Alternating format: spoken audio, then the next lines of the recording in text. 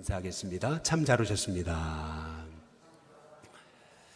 한 번 더 인사하겠습니다. 기도로 승리합시다. 우리 마지막으로 인사하겠습니다. 하나님이 함께 하십니다. 우리 같이 인사하겠습니다. 우리가 신앙생활할 때 우리의 마음속에 늘 생각 속에 기억해야 될 한 단어가 있습니다. 그것은 한번 따라해 보겠습니다. 공동체. 공동체라는 단어예요. 신앙생활하면서 우리는 늘 이 공동체 신앙, 공동체 정신, 바로 공동체의 마음 우리가 늘 기억하며 이제 살아야 되는 것입니다. 우리가 나라가 어려울 때 새마을운동을 통해서 이 나라가 이제 한강의 기적을 일궈냈죠. 근데 결국 그 새마을운동의 핵심도 다른 거 아니지 않습니까? 공동체 정신이잖아요. 마찬가지로 초대교회가 일어날 때 그 마가다락방이 있었던 그 성령의 역사는 그냥 어떤 사람이 갑자기 산에 올라가서 혼자 막 쥐어 부르짖다가 혼자 불 받아가지고 혼자 가서 뭐 복음의 능력 나타내고 그거 아닙니다. 근데 많은 사람이 혼자 산기도 올라가서 쥐어 부르짖다가 불 받아서 내려와가지고 불같이 쓰임 받는 거, 이게 초대교회 역사라고 생각하는데 아닙니다. 초대교회 역사의 핵심은 뭐냐면 공동체에 부어진 성령의 역사입니다. 120명 그 마가다락방에 있던 모든 그 120문도에게 일제히 성령님이 임한 것이죠. 그러다가 그 중에서 대표로 베드로가 일어나서 복음 전할 때 거기에 3,000명이 그 복음에 반응해서 구원받고 주님의 제자가 된 것을 성경이 말씀하고 있는 거예요. 그리고 나서 이제 3,000명이 구원받은 사람들이 함께 사도의 가르침을 받아 서로 떡을 떼며 또 집에 가서 또 같이 교제하고 성전에 모이기를 힘쓰고 또 제 것을 제 것이라 하지 않고 서로 나눠주기를 힘쓰는, 다시 말하면 초대교회의 역사였던 성령의 역사는 공동체에 부어진 성령의 역사였어요. 그래서 우리가 신앙생활을 하면서 늘 잊지 말아야 될 한 단어, 그것은 공동체입니다. 그래서 교회도 예수님이 말씀하시기를 우리는 교회 가르치는 곳, 가르칠 교자를 쓰잖아요. 그러나 성경은 아니에요. 성경은 그리스도의 몸이 교회다. 일종의 한 공동체, 그것을 말해주는 것이 교회라고 하는 그런 본래 성경적인 개념인 거죠. 오늘 실은 이 룻기의 말씀에서 우리가 봐야 되는 것, 그것은 공동체 정신이에요. 오늘 말씀 룻기 1장의 1절에 보면 사사들이 치리하던 때에 그 땅에 흉년이 드니라, 이제 이렇게 얘기하거든요. 그러면 사사들이 치리하던 때는 어떤 때입니까? 사사들이 치리하던 때란 결국 공동체 정신이 무너진 거예요. 사사기 21장 25절에 말씀하시듯이 그때 이스라엘의 왕이 없으므로 사람이 각기 자기 소견에 오른 대로, 각기 사람들이 자기 소견에 오른 대로, 다시 말하면 사사기의 영적 기근의 원인 중에 하나, 말씀을 잃어버리니까 그 사사시대에 나타났던 아주 극명한 현상, 그것은 공동체 정신이 무너진 거예요. 그래서 우리가 사사기를 공부할 때 함께 배웠지만은 사사기 1장에서 처음에 여호수아가 죽은 후에, 이게 여호수아서의 시작과 똑같아요. 모세가 죽은 후에 똑같습니다. 똑같이 하나님 누가 먼저 올라가야 됩니까? 유다가 올라갈지니라. 여기까지는 똑같죠. 그런데 여호수아서에 보니까 여호수아가 모든 이스라엘 족속과 함께 더불어 그랬거든요. 공동체 정신을 얘기하는 겁니다. 함께 한 마음이 돼서 저 가나안을 정복하기 위해 나아갔던 그 공동체, 그것이 바로 여호수아서의 가나안 정복의 핵심이었어요. 그런데 사사기로 딱 넘어오더니 유다가 먼저 올라가라 그랬더니 유다가 자기 핏줄 시므온 지파만 챙기거든요. 둘만 올라가요. 이것이 얘기하는 게 뭐예요? 결국 사사시대는 공동체 정신이 무너지고 결국 끼리끼리의 문화가 시작됐음을 성경이 말하고 있는 거예요. 그 극치가, 그 사사시대의 공동체 정신이 무너진 극치, 그것이 사사기 19장부터 21장에 나오는 11개의 지파가 베냐민 한 지파를 죽이기 시작하는데 완전 학살해 버려가지고 수만 명 죽이더니 나중에 베냐민 지파 정신 차리고 보니까 베냐민 지파 600명만 남았잖아요. 너무 많이 죽였네? 우리가 뭐 했나? 막 울고불고 그러다가 정신 차리고 보니까 베냐민 지파가 완전히 씨가 마르게 생겼잖아요. 그래가지고 괜히 이스라엘의 총에 올라오지 않았다고 길앗 야베스 사람 죽여가지고 거기 처녀 400명 구해가지고 베냐민 사람 600명과 결혼시켰는데 200명 모자르니까, 그러니까 여호와의 절기에 올라왔던 여성들 납치해가가지고 또 200명 구해다가 결혼시키는 거. 그러면서 사사시대 끝이 뭐예요? 그때 왕이 없으므로 각기 사람이 자기 소견에 옳은 대로 행하였더라. 이것이 말하는 게 뭡니까? 사사시대는 결국 공동체 정신이 무너진 거예요. 공동체 정신이 완전히 무너진 시대. 이제 그것을 바로 가리켜서 영적 흉년의 시대, 사사시대라고 말하고 있는 겁니다. 그런데 오늘 이 룻기서를 통해서 우리가 보게 되는 것은 뜻밖에도 그 사사시대, 공동체 정신이 무너졌던 그 사사시대에 아직도 공동체 정신, 성경에 이 지파 정신, 이 공동체 정신이 살아있었던 마을이 있었다는 거죠. 그게 어디냐? 베들레헴이에요. 오늘 룻기 우리 한번 1장 19절에 한번 다 같이 보시면은 1장 19절입니다. 19절에 보시면 이에 그 두 사람이 베들레헴까지 갔더라. 베들레헴에 이를 때에 온 성읍이 그들로 말미암아 그 다음 뭐라고요? 떠들며 이르기를 이가 나옴이냐 하는지라. 제가 말씀드렸죠. 여기서 떠들며라고 하는 말은 그 베들레헴 사람들이 쫄딱 망해서 돌아오는 나오미와 룻을 보면서, 그 나오미를 보면서 가십거리를 만든 것이 아니라, 여기 떠들었다는 얘기는 가십거리를 만들었다는 얘기가 아니라, 김지찬 교수가 쓴 룻기의 그 책에 보면은 기쁜 마음으로 외치는 소리가 여기서 떠들며라고 이제 이렇게 얘기하고 있는 거죠. 그러면서 야, 이 사람이 나오미냐 하면 너무 좋아하는 거예요.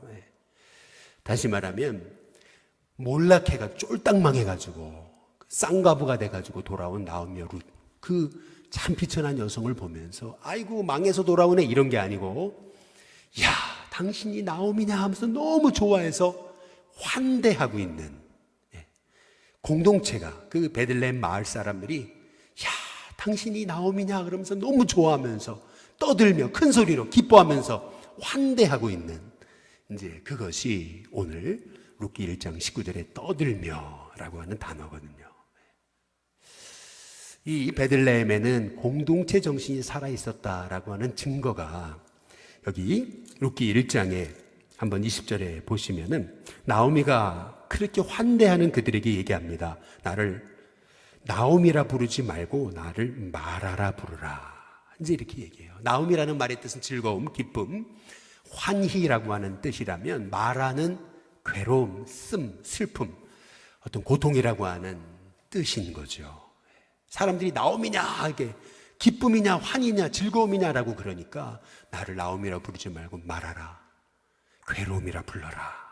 그러면서 이제 나오미가 했던 말이 전능자가 나를 치셔가지고 전능자가 나를 괴롭게 하셨고 전능자가 나에게 고통을 줬다. 이제 이렇게 참 원망 섞인 말을 하거든요. 그런데 오늘 여기 룻기 1장에 보면은 이 베들레헴 사람들이 야 네가 죄진 건 생각하지 않고 그렇게 하나님 원망이나 하고 있느냐, 네 꼬라지를 봐라 이렇게 하지 않고 아무런 대답이 없어요. 성경에 보니까 이제 이 모습은 공동체가 이렇게 쫄딱 망해가지고 돌아와가지고 한탄하고 있는 나오미의 이 괴로운 이 마음의 고백마저도 그들이 다 들어주는 공동체였다라고 하는 것을 이렇게 암시하고 있는 말씀이라고 하는 거죠. 바로 이 나오미 그리고 룻이라고 하는 인생의 흉년을 만나서 더 이상 내려갈 자리가 없이 그렇게 정말 밑바닥까지 내려간 이 두 여인이 어떻게 회복되느냐, 그 회복의 과정, 회복의 축복을 어떻게 경험하느냐, 이제 이것이 룻기의 말씀인데요. 룻기를 통해서 우리가 봐야 되는 것은 뭐냐면 베들레헴이라고 하는 이 마을 안에 있었던 사람들, 엑스트라의 모습이에요. 엑스트라. 우리는 이 룻기를 보게 되면은 룻, 나오미, 이 보아스, 그리고 나중에 4장에 나오는 뭐 아무개, 이렇게 이 주인공들만 보거든요. 그런데 이 룻기를 보시면서 엑스트라들을 보셔야 돼요. 주변 인물들, 그 주변 인물들의 모습을 잘 보시면은 이 주변 인물들이요, 얼마나 따뜻한 사람들이었는지 우리가 이 말씀을 통해 보게 되거든요. 한번 2장에, 한번 7절에 한번 보시죠. 2장 7절에 보면 보아스가 이제 자기 사환들, 밭에서 일하는 사람들을 보다가 낯선 여인을 하나 보잖아요. 이가 누구냐? 이제 이렇게 묻죠. 그랬더니 이 베는 자들을 거느린 사환이 이제 이렇게 얘기를 해요. 7절. 우리 다 함께 같이 한번 읽어보겠습니다. 같이 읽습니다. 시작. 그의 말이 나로 베는 자를 따라 단 사이에서 이삭을 죽게 하소서 하였고 아침부터 와서는 잠시 집에서 쉰 외에 지금까지 계속하는 중이니이다. 여기를 잘 보시면은 보아스에게 룻을 소개하는 그 사환의 입술에서 뭐라고 나오냐면요, 이 룻이 그냥 우리 밭에 와가지고 그냥 무례하게 일한 게 아니고 여기서 일해도 됩니까? 나로 베는 자를 따라 단사에서 이삭을 주어도 됩니까? 이렇게 그렇게 이삭을 죽게 하소서라고 얘기한 다음에 그 시점부터 아침부터 저녁까지 말이에요. 집에서 중간에 잠깐 쉰 후에는 지금까지 그렇게 허리 하나 피지 않고 그렇게 열심히 이삭을 줍고 있다고. 이제 여기 이 주변 인물들, 룻기에서 보여진 이 엑스트라의 입에서 나오는 그 말 한마디 한마디를 잘 보시면은 그 베들레헴 안에 있었던 공동체가 얼마나 아름다운 공동체였나라고 하는 것을 우리에게 보여주고 있는 거거든요. 특별히 이 룻에 대해서 오늘 여기 성경에서 소개할 때 그 앞에 항상 붙여진 수식어가 뭐냐면 모압에서 온 모압 지방의 이방 여인이라고 하는 거예요. 모압이라고 하는 것은 이스라엘이 아주 가증히 여기던 이스라엘 총회 안에 들어올 수 없는 그러한 이 모압 사람이라는 것은 이스라엘이 아주 이스라엘로 하여금 망하게 하려고 그렇게 몸부림을 쳤던 그러한 족속인데 그 모압 여인이라는 얘기죠. 근데 그 여인이 아니 자기 밭에 와서 자기 건 아니지만 지금 종들이잖아요. 사환들이잖아요. 근데 와서 이삭을 줍는데 에이 여기가 어디냐고 그러면서 아니 너는 네 집에 가라고 그러지 않고 말이죠. 텃세를 부리지 않아요. 종들이 말이죠. 아침부터 와가지고 지금까지 잠깐 집에서 쉰 외에는 이삭을 계속 줍고 있는데도 빨리 저리 가버리라고 이렇게 책망하지도 않고 그냥 거기서 열심히 이삭을 줍도록 그렇게 배려하고 그리고 함께 일할 수 있도록 곁에 있어주는 이제 그 사환들의 모습을 오늘 이 말씀을 통해서 우리가 이제 볼 수 있는 것이거든요. 사사시대처럼 말씀이 무너져가지고 소위 이 룻과 나오미는요, 특별히 룻은요, 완전히 이방 여인에다가 과부에다가 그리고 완전 비천한 신세로 전락한 그러한 여인이거든요. 오늘 룻기 2장의 13절에 한번 보세요. 룻이 이런 얘기를 하죠. 룻이 이르되 내 주여 내가 당신께 은혜 입기를 원하나이다. 나는 당신의 그 다음 뭐예요? 하녀 중에 하나와도 같이 못하오나 이렇게 얘기하죠. 나는 당신의 하녀 중에 하나와도 같지 않습니다. 이 말이 뭐예요? 나는 당신의 하녀, 종보다도 더 비천한 여인입니다. 이 얘기잖아요. 하녀 중에 하나보다도 못난 그러한 여인인데 왜 나 같은 사람에게 이렇게 은혜를 베푸십니까? 이제 이 룻의 고백을 통해서 룻의 신분과 처지가 어떤 신분과 처지였는지를 알 수 있는 거거든요.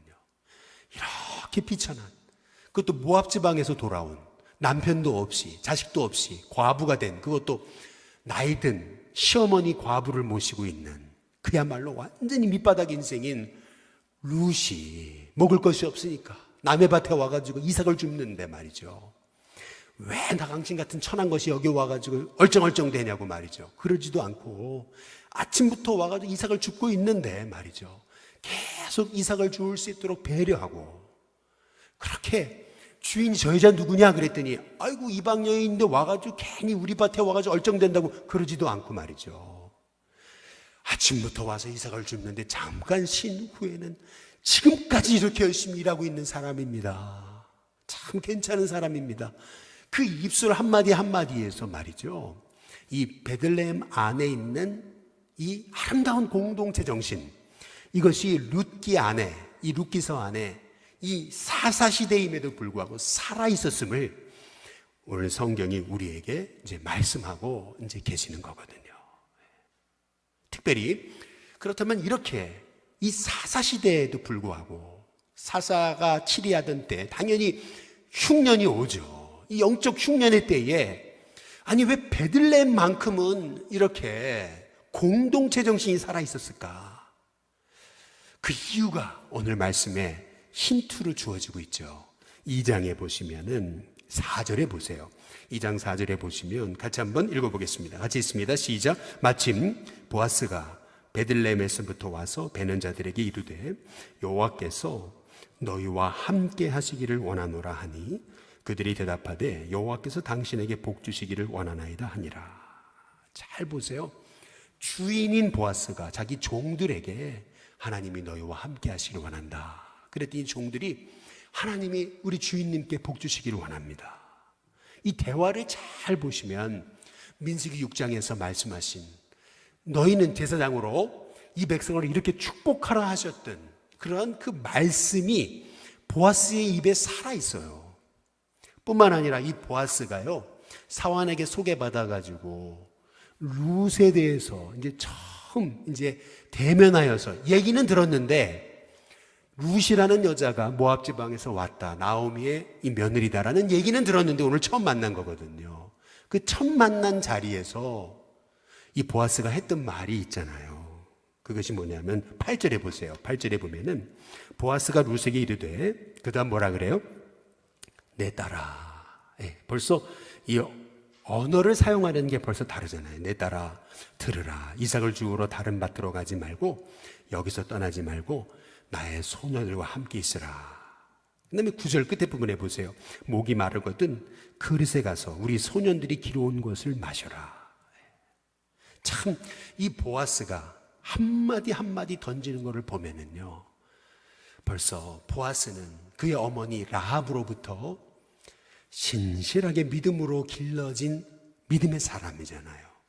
믿음의 사람이 딱 서가지고 베들레헴이라는 공동체에서 아름다운 믿음의 삶을 살아갈 때, 아무리 사사시대지만은 말씀이 무너져서 흉년이 찾아오고 다 자기 소견에 오른 대로 이기적으로 공동체 정신이 무너졌던 그 사사시대 그 한복판 베들레헴에서 보아스라고 하는 한 믿음의 인물이 말씀대로 살아갈 때, 그 베들레헴이라는 공동체 안에는 말씀대로 살아가는 아름다운 공동체 정신이 살아있었다라고 하는 것을 오늘 성경이 말씀하고 이제 있는 것이거든요. 결국 10절에 보세요. 룻이 뭐라 그러냐면 엎드려 얼굴을 땅에 대고 절하며 말합니다. 아니 나는 이방 여인인데 당신이 어찌하여 내게 이렇게 은혜를 베푸시고 나를 돌보십니까? 이렇게 얘기하죠. 그랬더니 보아스가 뭐라 그러죠? 예. 내 남편이 죽은 후에 내가 시어머니에게 행한 모든 것, 그리고 너가 네 부모와 고국을 떠나서 전에 알지 못하던 이 백성에게로 온 일 내가 분명히 들었다. 이제 얘기하면서 뭐라 그래요? 12절에 같이 한번 읽어보겠습니다. 함께 있습니다. 시작. 여호와께서 내가 행한 일에 보답하시기를 원하며 이스라엘의 하나님 여호와께서 그의 날개 아래에 보호를 받으러 온 내게 온전한 상 주시기를 원하노라 하는지라. 여기 보면은 이 보아스의 한마디 한마디를 잘 보시면은요, 하나님이 너의 그 시어머니를 향한 그 헌신의 삶 그대로 하나님 보답하시기를 원하고, 뿐만 아니라 이스라엘 하나님 여호와께서 그의 날개 아래 이렇게 보호를 받으러 온 내게 하나님이 온전한 상 주시기를 원한다. 여러분 여기 보아스의 한마디 한마디의 말을 잘 보시면은 그의 입술이요 얼마나 믿음의 사람다운 입술이었나, 이것을 이제 볼 수가 있는 거예요. 사사시대는 흑암의 시대, 모든 말씀의 기준이 무너져서 완전 공동체 정신이 무너지고, 심지어는 하나님이 기름 부으신, 하나님이 택하여 세우신 나시린이었던 삼손조차도 공동체 생각하지 않고 자기 기분과 자기 뜻대로 살아갔던 그러한 사사시대였음에도 불구하고, 아무리 그런 흑암의 세대 사사시대에도 말씀으로 삶을 살아내는 한 사람 보아스를 통해서 그 베들레헴 땅에 말씀의 원리가 흐르고, 그리고 그 안에 공동체의 정신이 회복되고 있음을 오늘 성경이 말하고 있는 거거든요. 결국 이 공동체 정신이 회복됐던 이 베들레헴 땅, 그 주변 엑스트라들을 잘 보시면 얼마나 그렇게 따뜻한지 몰라요. 이 따뜻한 분위기를 통해서 누가 일어나는 거냐면은 바로 거기에서 나오미와 룻의 가정이 회복이 되어지는 거고, 그 룻의 나오미의 가정이 회복되면서 결국 다윗이라는 인물이 일어나는 것을 이제 볼 수 있는 것이 룻기의 말씀의 핵심인 거거든요. 저는 늘 목회하면서 이제 그런 생각을 가져요. 교회 부흥은 결국 분위기다라는 거죠. 안 되는 교회는 안 되는 분위기가 있는 거고요. 잘 되는 교회는 잘 되는 분위기가 있어요. 잘 되는 교회는 벌써 영혼이 새로 오면은 그렇게 성도들이 따뜻하게 맞이해 주고 말이죠. 그리고 성도들이 말이죠, 그 한 사람 한 번 믿음으로 세워보려고 그렇게 그 한 영혼 한 영혼 관심 갖고 또 믿음으로 세워주고 격려하고 이끌어주고, 이제 그것이 되는 교회의 분위기거든요. 벌써 되는 교회는 분위기가 달라요. 딱 오면은 교회가 건물이 좋고 아주 그냥 시설이 화려하고 그게 아니고, 딱 교회 오면은 벌써 교회에 따뜻함이 있는 거거든요. 참 이 교회 오니까 뭔가 훈훈하다, 이제 이런 분위기가 있다는 거예요. 그러나 안 되는 교회는 딱 가보면은 분위기가 벌써 싸하다는 거죠. 뭔가 이렇게 화려하고 시설도 잘 해놓고 사람들 다 세련된 것 같은데 내가 있을 자리는 아니라는 거죠. 그러니까 분위기가, 되는 교회는 벌써 분위기가 다르다는 거예요. 그 분위기는 어떻게 만드냐는 거예요. 오늘 여기 보아스가 하나님 말씀대로 삶을 살아내니까 그 베들레헴이라는 땅만큼은, 그 이스라엘 온 땅은 벌써 사사시대가 계속되고 있기 때문에 그 땅에 공동체 정신이 다 없어졌어요. 서로 죽이고 말이죠. 다 자기 소견에 오른 대로 말이죠. 레위인이 먹을 게 없어가지고 이곳저곳 방황하다가 미가라는 집에서 내가 돈 줄 테니까 나 축복 빌어줄래? 이제 이러니까 그 레위 사람이 옳거니 해가지고 거기에 채용돼가지고, 그래서 그 미가라고 하는 한 가정을 그냥 축복해주는 가정제사장이 됐던 얘기가 결국에 이 사사시대에 일어났던 비극이 아니겠어요. 이것이 말하는 게 뭐예요? 말씀의 기준이 무너지고 나니까 결국에는 이 사사시대는 이렇게 레위인을 돌보지 않고 또 약자를 돌보지 않고, 이제 이것이 이 사사시대의 모습인 거예요. 그런데 이 룻기는 아니잖아요. 룻기를 보시면 가장 비천한 여인 둘, 남편 죽었죠. 아들 둘 다 죽었죠. 나이 들어가지고 참 가진 거 없이 고국으로 돌아오는데, 그것도 한 사람 데리고 오는데 보니까 모함 여자 말이에요. 그것도 그 사람도 과부잖아요. 이 두 과부가 돌아와가지고 초라해가지고 오는데 딱 보니까 이가 나옴이냐? 무슨 말이죠? 얼마나 고통에 찌들였는지 얼굴이 달라진 거예요. 네가 나옴이, 이제 이 얘기거든요. 그 정도로 정말 이렇게 비천한 인생으로 다시 한번 살아보려고 베들레헴으로 돌아온 이 나오미와 룻의 가정이 결국 신실한 공동체 정신이 살아있었던 보아스라고 하는 한 사람의 그 가정과 가문, 그 공동체를 통해서, 그 만남을 통해서 바로 이 나오미와 룻이라는 인생이 회복되어지고, 그를 통해서 이제 룻과 보아스가 결혼을 하는데 아들을 낳게 되잖아요. 그런데 참 신기한 게 이거예요. 룻기 4장에 한번 보시면은 14절에 보시죠. 4장 14절에 보니까 여인들이 나오미에게 얘기하잖아요. 찬송할지로다. 아니, 한 아이가 태어났는데 왜 이렇게 여인들이 좋아해요? 그런데 더 신기한 것은 17절에, 4장 11절에 보면은 그 이웃의 여인들이 그에게 이름을 지어줍니다. 나오미에게 아들이 태어났다 하여 그의 이름을 오벳이라고 부르는데요. 여러분, 뭔가 이상하잖아요. 그게 뭐예요? 한 가정의 아이의 이름은 그 집안의 최고 어른이 지어주든지 아니면 그 부모가 지어줘야 되는데, 그게 아니고 오늘 성경이 말하는 건 뭐예요? 동네 아줌마들이 애 이름을 지어줬다는 얘기죠. 아니, 왜 동네 여자들이 왜 이 오벳의 이름을 지어줬을까? 여러분, 이것이 우연히 기록된 게 아니고요. 이 베들레헴 안에 살아 있었던 공동체 정신을 얘기하는 거예요. 그 여인들이 너무 함께 기뻐해가지고 나오미의 가정에 이렇게 며느리 룻을 통해서, 이방 여인 룻을 통해서 아이가 태어났는데 그 아이를 오벳이라고 줘야 된단 말이죠. 오벳 무슨 뜻입니까? 결국에는요, 나오미가 나이 들어가지고 그를 봉양해줄, 섬겨줄 사람이 없었는데 이 아이가 오벳이 태어나서 드디어 나오미가 섬김 받을 그러한 섬겨줄 사람이 태어났다 그래가지고 섬긴다, 종이라는 뜻의 이름으로 오벳을 지어준 거예요. 근데 여러분, 그거 아세요?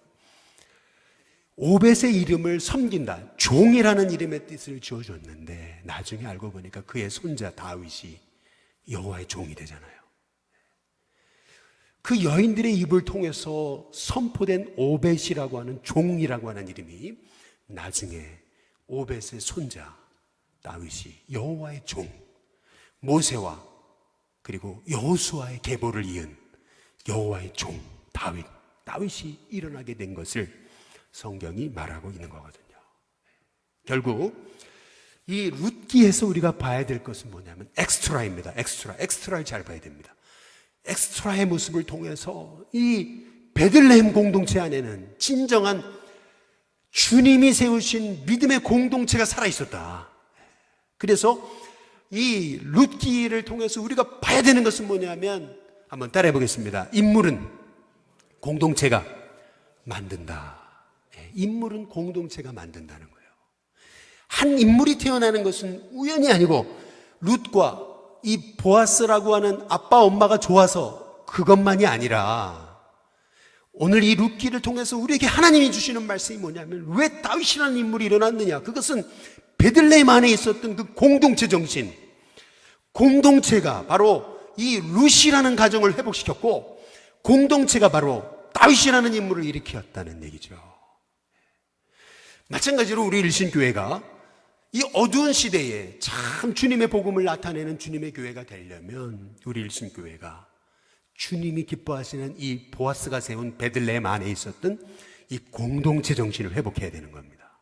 이 엑스트라의 모습들, 보아스, 룻, 나오미, 이 주인공들의 모습만이 아니고요, 이 주변에 있는 인물들의 모습을 잘 봐야 돼요. 이 주변에 있는 인물들이 얼마나 그렇게 바로 이 상처받고 찢기고 몰락한 가정, 나오미와 룻의 가정을 얼마나 회복시키고 있는지, 그 엑스트라의 모습을 통해서 보여지는 이 공동체 정신의 이 아름다운 모습을 우리 일신교회가 회복해서, 우리 일신교회가 이렇게 믿음의 인물을 만들어내는 주님의 교회가 될 수 있도록 함께 기도하는 저와 여러분이 다 되시기를 주님의 이름으로 축복합니다.